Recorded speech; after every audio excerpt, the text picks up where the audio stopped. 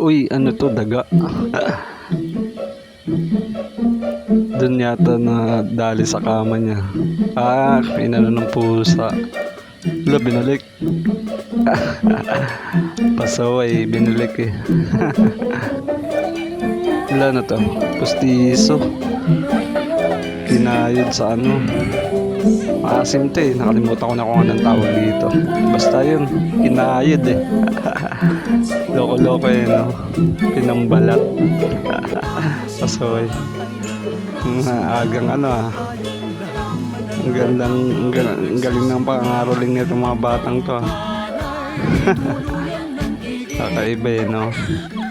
Kasi nanay, pasaway lang talaga pag bunso. Ate mo stress sa'yo.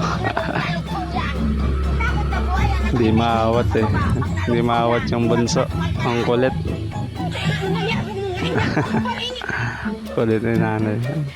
Ano to? Ulam. Isda. Mukhang pirana. Kalokohan eh, no? Pasaway ba?